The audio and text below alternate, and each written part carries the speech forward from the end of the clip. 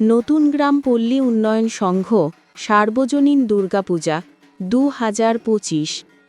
শহরের ঝলমলে প্যান্ডেল, আলোর রোশনাই কিংবা থিমের ভিড় নয়, গ্রামীণ দুর্গাপুজোর আসল আনন্দ লুকিয়ে আছে আন্তরিকতা, সরলতা আর মিলেমিশে থাকার অনুভূতিতে। নতুন গ্রাম পল্লী উন্নয়ন সংঘের উদ্যোগে এ বছরও অনুষ্ঠিত হচ্ছে সার্বজনীন দুর্গোৎসব। ধর্মীয় ভক্তি, সামাজিক সম্প্রীতি ও আনন্দ উৎসবের আবহে মেতে উঠেছে সমগ্র গ্রাম।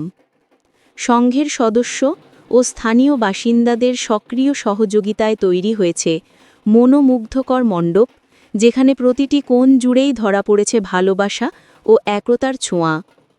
এখানে নেই প্রতিযোগিতা, নেই চটকদার থিম, বরং রয়েছে একসাথে হাসি আনন্দ ভাগ করে নেওয়ার মুহূর্ত। গ্রামের মানুষ নিজের হাতে মণ্ডপ গড়ে তোলেন, সাজান পুজোর পরিবেশ।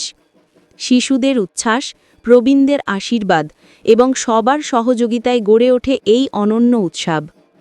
প্রতিদিন পূজার্চনা, আরতি ও সাংস্কৃতিক অনুষ্ঠানের পাশাপাশি থাকছে ভক্তিমূলক সঙ্গীত, শিশুদের জন্য নানা প্রতিযোগিতা এবং সামাজিক উদ্যোগ।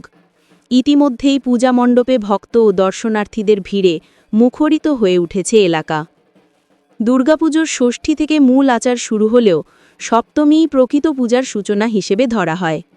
ষষ্ঠীর বোধনের পর সপ্তমীতে দেবী দুর্গাকে আনুষ্ঠানিকভাবে পুজো মণ্ডপে আহ্বান জানানো হয়। সপ্তমীর ভোরে নদী থেকে আনা হয় নবপত্রিকা বা গণেশ বউ। কলা গাছ ও আরও ৮টি গাছের সমন্বয়ে নবপত্রিকাকে স্নান করিয়ে লাল শাড়ি পরিয়ে পুজো মণ্ডপে আনা হয় এবং দেবীর পাশে স্থাপন করা হয়। একে গৃহলক্ষ্মী রূপে পূজা করা হয় এবং ভগবান গণেশের পত্নী হিসেবে মান্যতা দেওয়া হয়। এই আচার দিয়েই সপ্তমীর পূজা শুরু হয়। এই সার্বজনীন দুর্গাপুজোর মূল উদ্দেশ্য শুধু ধর্মীয় আচার নয়, সমাজকে ঐক্যবদ্ধ করা এবং একসাথে আনন্দ ভাগ করে নেওয়া।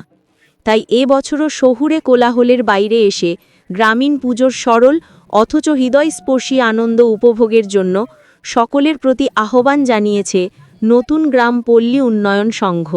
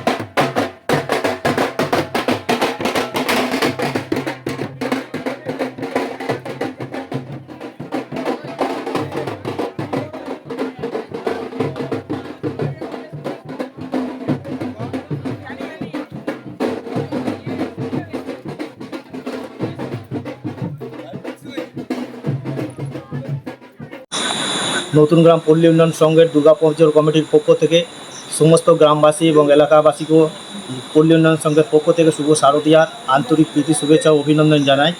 আমাদের পল্লী উন্নয়ন সংঘের দুর্গাপূজা 10 বছরে পদার্পণ করলো।